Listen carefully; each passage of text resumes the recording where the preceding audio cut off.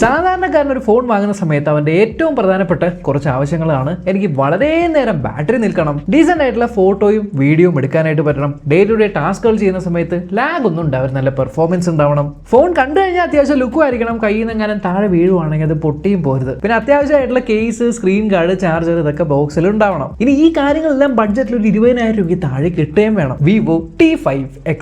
പക്ഷെ യഥാർത്ഥത്തിൽ ഇതൊരു അപ്ഗ്രേഡ് ആണോ? കാരണം ഈ അടുത്ത് പല ബ്രാൻഡുകളും അപ്ഗ്രേഡ് എന്ന് പറഞ്ഞ് പല കാര്യങ്ങളും കുറയ്ക്കുന്നുണ്ട്. എന്തായാലും ബോക്സ് കഴിഞ്ഞ പോലത്തെ പോലെ തന്നെയുണ്ട്. T5X എന്ന് എഴുതിയിട്ടുണ്ട്. ബോക്സിനകത്ത് നിങ്ങൾക്ക് ഫോണിടാൻ പറ്റുന്ന ഒരു ട്രാൻസ്പെറന്റ് ആയിട്ടുള്ള TPU കേസ്, 44 വാട്ടിന്റെ ചാർജറും കേബിളും സിം ടൂളും കുറച്ച് ഡോക്യുമെന്റേഷൻസും ആണ് ഉള്ളത്.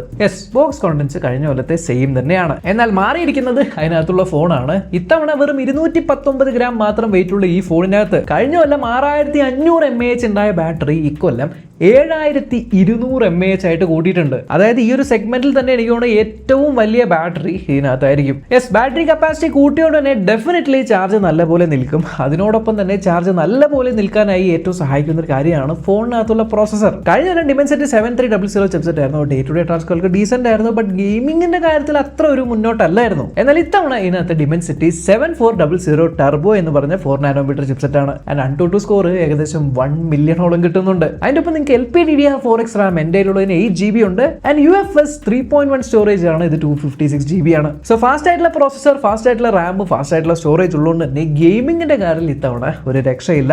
നിങ്ങൾക്ക് ഏതൊരു ഗെയിമും അത്യാവശ്യം നല്ല സെറ്റിംഗിൽ വെച്ച് സുഖമായിട്ട് കളിക്കാനായിട്ട് പറ്റും. ആ ഒരു ഗെയിം പാനലും കാര്യങ്ങളൊക്കെ ഉണ്ട്. ഗെയിം കളിക്കുന്ന സമയത്ത് ഇതിന്റെ വൈബ്രേഷൻ ഇംപ്രൂവ് ചെയ്തിട്ടുണ്ട്. നിങ്ങൾക്ക് 4D ഗെയിം വൈബ്രേഷൻ, ഈ ആസ്ഫാൾട്ട് ഒക്കെ കളിക്കുമ്പോൾ ഡ്രിഫ്റ്റ് ഒക്കെ ചെയ്യുന്ന സമയത്ത് ഫോണൊക്കെ ഇങ്ങനെ കിടന്ന് വൈബ്രേറ്റ് ചെയ്യുമ്പോൾ ഒരു ഫീൽ കിട്ടും. അതിനോടൊപ്പം നിങ്ങൾക്ക് സൈഡിൽ ഗെയിം പാനൽ കിട്ടുന്നുണ്ട്. സ്മൂത്ത് ആയിട്ട് ഹൈ FPS സുഖമായിട്ട് ഗെയിം കളിക്കാൻ പറ്റുന്നുണ്ട്. And as usual phone heat ആവുന്നുമില്ല. എന്നാൽ ഫോൺ കയ്യിൽ ഹോൾഡ് ചെയ്യാൻ വളരെ കംഫർട്ടബിൾ ആണ്. സൂക്ഷിച്ച് നോക്കിക്കഴിഞ്ഞാൽ അറിയാം, ബാക്ക് സൈഡിൽ അറ്റങ്ങൾ ലേശം കർവ്ഡ് ആയിട്ടാണ് വെച്ചിരിക്കുന്നത്. സോ കയ്യിൽ പിടിക്കുമ്പോൾ ആ ഒരു കംഫർട്ട് ഉണ്ടെന്ന് മാത്രമല്ല, ഫോണിന്റെ 4 കോർണേഴ്സും കുറച്ചുകൂടി റൗണ്ടഡ് ആക്കിയിട്ടുണ്ട് കയ്യിൽ പിടിക്കുന്ന സമയത്ത് ആ ഒരു കംഫർട്ട്നെസ്സിന് വേണ്ടി. എന്റെ കയ്യിലുള്ള ഈ ഫോണിന്റെ ബാക്ക് സൈഡ് കണ്ടു കഴിഞ്ഞാൽ ഒരു മാർബിളിന്റെ ഒക്കെ ഫിനിഷ് പോലെ വരും. ഇതിനെ അവർ സ്റ്റാർ സിൽവർ എന്നാണ് പറയുന്നത്. ഈ ബാക്ക് സൈഡ് അത്യാവശ്യം മാറ്റ് ഫിനിഷ് ആണ്. സോ ഫിംഗർ പ്രിന്റ് ഒന്നും ഒട്ടില്ല. ശരിക്കും ഞാൻ അത് ഗ്ലാസ് ആണ് എന്ന് പോലും വിചാരിച്ചു. ഈ ഒരു ക്യാമറ മോഡ്യൂൾ ഉണ്ടോ, അതിനകത്ത് മെറ്റാലിക് ഫിനിഷ് ഒക്കെ കൊടുത്തിട്ടുണ്ട്. സോ മൊത്തത്തിൽ ലുക്ക് വൈസ് നല്ലത് തന്നെയാണ്. വേറൊരു പച്ച കളറിലും കൂടി ഈ ഒരു ഫോൺ വരുന്നുണ്ട്. എന്തായാലും അത്യാവശ്യം വലിയ ഫോൺ തന്നെയാണ്. 6.76 ഇഞ്ചിന്റെ സൈസിലാണ് വന്നിരിക്കുന്നത്. 120 ഹെർട്സിന്റെ റിഫ്രഷ് റേറ്റ് ഉള്ള ഒരു LCD Full HD+ ആയിട്ടുള്ള ഡിസ്പ്ലേ ആണ്. ഡിസ്പ്ലേയിൽ സൈഡ്സിലും അതേപോലെ മുകളിലും അത്യാവശ്യം ഈക്വൽ സൈസുള്ള ബെസൽസ് ആണ് വന്നിരിക്കുന്നത്. താഴെ ലേശം ഒരു ചിഹ്നുണ്ട്. ആൻഡ് പഞ്ച് ഹോൾ ഡിസ്പ്ലേ ആണ്. സ്ക്രീൻ പ്രൊട്ടക്ടർ ഓൾറെഡി ഒട്ടിച്ച് വന്നിട്ടുണ്ട്. പക്ഷേ കഴിഞ്ഞ കൊല്ലത്തേക്കാളും ഏറ്റവും വലിയ മാറ്റം എനിക്ക് തോന്നിയത് ഡയറക്റ്റ് ഞാൻ സൺലൈറ്റിൽ ഫോൺ ഉപയോഗിച്ചപ്പോഴാണ്. കഴിഞ്ഞ കൊല്ലം 1050 നിറ്റ്സിന്റെ ബ്രൈറ്റ്നസ് ആയിരുന്നു. ഇക്കൊല്ലം 1200 നിറ്റ്സിന്റെ ഒരു ബ്രൈറ്റ്നസ് ആണ് വന്നിരിക്കുന്നത്. ഡയറക്റ്റ് സൺലൈറ്റിൽ വിസിബിലിറ്റി യാതൊരു കുഴപ്പമില്ല. ഈവൻ സോഫ്റ്റ്വെയർ വൈസും ലാസ്റ്റ് ഇയർ FunTouchOS 15 വന്നത് ഇത്തവണ OriginOS 6 വന്നിരിക്കുന്നത്. ഇൻസ്റ്റാഗ്രാമിലൊക്കെ ഇപ്പോൾ ഒരു പോസ്റ്റ് ഒക്കെ നിങ്ങൾക്ക് ഡൗൺലോഡ് ചെയ്യണമെങ്കിൽ ഇപ്പോൾ ഒന്നും ചെയ്യേണ്ട. ജസ്റ്റ് ഇൻസ്റ്റാഗ്രാം ഓപ്പൺ ചെയ്ത് ആ ഒരു പോസ്റ്റ് ഞെക്കി പിടിച്ചിട്ട് മുകളിലേക്ക് കൊണ്ടുവരുമ്പോൾ ആ ഒരു ഒറിജിൻ ഐലൻഡ് വരും.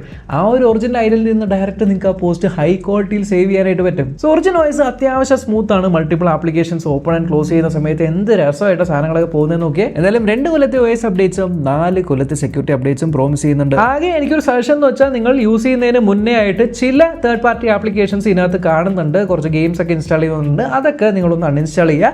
ആൻഡ് ഓൾസോ ആപ്പ് സ്റ്റോറിന്റെ നോട്ടിഫിക്കേഷൻസ് നിങ്ങൾക്ക് വേണ്ട എന്നുണ്ടെങ്കിൽ അതും ഓഫ് ആക്കിയിട്ട് കഴിഞ്ഞാൽ പിന്നെ നിങ്ങൾക്ക് വളരെ സ്മൂത്ത് ആയിട്ട് ക്ലീൻ ആയിട്ട് യൂസ് ചെയ്യാം. ഓൾസോ ഒരു സജഷൻ, ഇതിനകത്ത് ഓൾറെഡി 7200 mAh ബാറ്ററി ഉള്ളതുകൊണ്ട് നിങ്ങൾ സെറ്റിംഗ്സിൽ പോയിട്ട് സ്ക്രീൻ റിഫ്രഷ് റേറ്റ് സ്മാർട്ട് അഡാപ്റ്റേഷനിൽ നിന്ന് മാറ്റിയിട്ട് ഹൈയിൽ അങ്ങ് ഇട്ട് വെക്കുക. ഫുൾ ടൈം 120 ഹെർട്സിൽ കടന്നോട്ടെ ആ ഒരു സ്മൂത്ത്നെസ് ഫീൽ ചെയ്യാം. ബാക്കിലായിട്ട് നിങ്ങൾക്ക് ഡ്യുവൽ ക്യാമറ പോലെ ഒരു സെറ്റപ്പ് കാണാൻ പറ്റും. പ്രൈമറി ക്യാമറ സോണിയുടെ 50 മെഗാപിക്സൽ IMX852 സെൻസർ ആണ്. കഴിഞ്ഞ കൊല്ലം 50 മെഗാപിക്സൽ സെറ്റപ്പ് തന്നെയായിരുന്നു. ആൻഡ് ക്യാമറ പെർഫോമൻസ് നമ്മൾ നോക്കുവാണെങ്കിൽ ടിപ്പിക്കൽ വിവോ സ്റ്റൈൽ ഫോട്ടോസ് ആണ്. നിങ്ങൾ ഇൻസ്റ്റാഗ്രാമിൽ എന്നെ ഫോളോ ചെയ്യുന്നുണ്ടെങ്കിൽ ഞാൻ കുറച്ച് സ്റ്റോറീസ് പോസ്റ്റ് ചെയ്തിട്ടുണ്ടായി ഇതിൽ നിന്ന് എടുത്ത ഫോട്ടോസ്.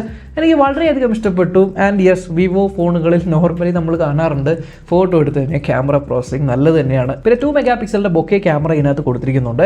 പോർട്രേറ്റ്സ് ഷൂട്ട് ചെയ്യാൻ പറ്റും. നിങ്ങൾ പോർട്രേറ്റ് മോഡിനകത്തേക്ക് പോയി കഴിഞ്ഞാൽ നിങ്ങൾക്ക് 28mm, അതേപോലെ 42mm and 61mm portrait photos എടുക്കാം. ഇനി വീഡിയോ വൈസ് നിങ്ങൾക്ക് 4K വീഡിയോ ഷൂട്ട് ചെയ്യാൻ പറ്റും. Yes, 4K 30 frames per second ഒരു വീഡിയോ സാമ്പിൾ കണ്ടു നോക്കൂ. പക്ഷേ കഴിഞ്ഞ കൊല്ലത്തെ ഏറ്റവും വലിയ പോരായ്മയായിരുന്നു ബാക്ക് ക്യാമറ നല്ലായിരുന്നു, ഫ്രണ്ട് ക്യാമറ 8 മെഗാ പിക്സലേ ഉണ്ടായിരുന്നുള്ളൂ. ആ ഒരു കാര്യം പരിഹരിച്ചിട്ടുണ്ട്. ഫ്രണ്ട് ക്യാമറ ഇത്തവണ 32 മെഗാ പിക്സൽ സെൽഫി ക്യാമറയാണ്. സെൽഫി സാമ്പിൾ കണ്ടു നോക്കും. ഇതിൽ എടുത്തു പറയേണ്ട ഒരു നല്ല കാര്യം എന്ന് വെച്ചാൽ ഡയറക്റ്റ് ഉച്ച സമയത്ത് പുറകിൽ ഉച്ചയിൽ വെയിലടിക്കുന്ന സമയത്ത് പോലും നമ്മൾ ഓപ്പോസിറ്റ് ഫോട്ടോ എടുക്കുമ്പോൾ സ്കൈയും ക്ലിയർ ആവുന്നുണ്ട്, ഫേസും ക്ലിയർ ആവുന്നുണ്ട്.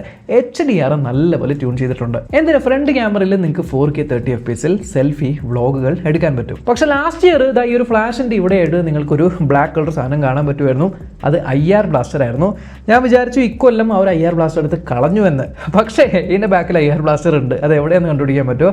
ഇത് കാണണമെങ്കിൽ ക്യാമറയുടെ അടിയിൽ വെച്ച് സ്മാർട്ട് റിമോട്ട് ഓണാക്കി നോക്കുമ്പോൾ അറിയാം, താഴത്തെ ഈ 2 മെഗാ പിക്സൽ ക്യാമറയുടെ ഇപ്പറേ ഒളിച്ചിരിക്കുന്നുണ്ട്, IR ബ്ലാസ്റ്ററും കിട്ടുന്നുണ്ട്. ശരി, കോംപ്രമൈസ് എവിടെയെന്നായിരിക്കും ആലോചിക്കുന്നത്? സ്പീക്കറിലാണോ? അല്ല, സ്പീക്കറും ഡ്യുവൽ സ്റ്റീരിയോ സ്പീക്കറാണ്. നിങ്ങൾക്ക് ഇതാ സാമ്പിൾ കേൾപ്പിച്ചു തരാം.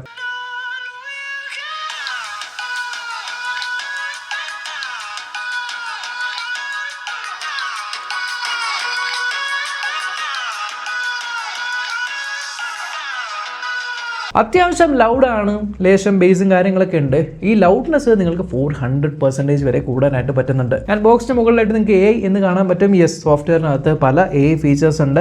ഇതിനകത്ത് AI സെർച്ച് ഉണ്ട്. പിന്നെ അത് താഴെ നെക്കി പിടിച്ച് കഴിഞ്ഞാൽ നിങ്ങൾക്ക് സർക്കിൾഡ് സെർച്ച് കിട്ടുന്നുണ്ട്. ഗൂഗിൾ ജെമിനി വരുന്നുണ്ട്. ഫോട്ടോയിനകത്ത് നിങ്ങൾക്ക് AI ഫീച്ചേഴ്സ് ഉണ്ട്. ഇനി ലാസ്റ്റ് ഇയർ ഫോൺ എത്രത്തോളം ഡ്യൂറബിൾ ആണ് എന്ന് പറഞ്ഞാലും IP റേറ്റിംഗ് IP64 ആയിരുന്നു. എന്തായാലും ഇത്തവണ IP റേറ്റിംഗ് അവർ IP68 IP69 പ്ലസ് റേറ്റിംഗും കൂടി കൊടുത്തിട്ടുണ്ട്. പ്ലസ് മിലിറ്ററി ഗ്രേഡ് സർട്ടിഫൈഡും ആണ്. അതിനോടൊപ്പം ഫ്രണ്ടിൽ കൊടുത്തിരിക്കുന്ന പ്രൊട്ടക്ഷൻ ടൈറ്റൻ ഗ്ലാസ് എന്നാണ് പറയപ്പെടുന്നത്. അതിന്റെ മുകളിലായിട്ട് സ്ക്രീൻ പ്രൊട്ടക്ടറും ഉണ്ട്. സോ സത്യം പറഞ്ഞ ഈ ഫോൺ എടുത്ത സമയത്ത് ഞാൻ പല കാര്യങ്ങളും ഡൗൺഗ്രേഡ് ആകുമോ എന്ന് പ്രതീക്ഷിച്ചു എങ്കിലും ഇത്തവണ സോളിഡ് ആയിട്ടുള്ള അപ്ഗ്രേഡ് ആണ്. ഒന്ന് ആലോചിച്ചു, 5000 mAh ബാറ്ററി ഇന്ന് 7200 mAh ബാറ്ററി. ഡിമെൻസിറ്റി 7300 ചിപ്സെറ്റ് ഇന്ന് Dimensity 7400 turbo chipset. Selfie camera weak point ആയിരുന്നു, 8 മെഗാ പിക്സൽ ഉണ്ടായുള്ളൂ, അത് 32 മെഗാ പിക്സൽ ആക്കി മാറ്റി. ഡിസ്പ്ലേന്റെ ബ്രൈറ്റ്നസ് കുറവായിരുന്നു, 1050 നിറ്റ്സേ ഉണ്ടായുള്ളൂ, 1200 നിറ്റ്സ് ആക്കി മാറ്റി. ഫണ്ട് ചോയ്സ് എന്ന് പറയുമ്പോൾ മാറ്റി, ഇപ്പോൾ ഒറിജിനൽ OS ആയി. ഹാൻഡ് ഫോണിന്റെ ഡ്യൂറബിലിറ്റി IP64 ഉണ്ടായുള്ളൂ, ഇത്തവണ IP68 IP69 ആക്കി. എൻ്റെ ഒരു ഊഹം വെച്ച് ഓൾമോസ്റ്റ് പ്രൈസ് സിമിലർ ആയിരിക്കും. യെസ്, പ്രൈസ് ഹൈക്കുകൾ ഇങ്ങനെ നടക്കുന്നുണ്ട്, എന്നാലും ഒരു 20,000 റുപ്പീസിന്റെ പ്രൈസിലായിരിക്കും ഇത് ഇറങ്ങാൻ പോകുന്നത്. അപ്പോൾ ആ ഒരു പ്രൈസിൽ നോക്കുവാണെങ്കിൽ എനിക്ക് തോന്നുന്നു വൺ ഓഫ് ദ ഫാസ്റ്റസ്റ്റ് ആയിട്ടുള്ള പെർഫോമൻസ് ഉള്ള, നല്ല ഏറ്റവും വലിയ ബാറ്ററി കപ്പാസിറ്റി ഉള്ള, നിങ്ങളുടെ ബഡ്ജറ്റിൽ ഒതുങ്ങുന്ന ഒരു വിവോന്റെ പോപ്പുലർ ആയിട്ടുള്ള സീരീസ് D ഫോണായിട്ട് ഇതിനെ കൂട്ടാം. എന്നാലും ഫോണിന്റെ കൂടുതൽ ഡീറ്റെയിൽസും ലിങ്ക് ഞാൻ ഡിസ്ക്രിപ്ഷനിൽ ഇട്ടേക്കാം. ചാനൽ ആദ്യമായിട്ടാണ് കാണുന്നതെങ്കിൽ സബ്സ്ക്രൈബ് ചെയ്യാൻ മറക്കണ്ട. Until next time, by.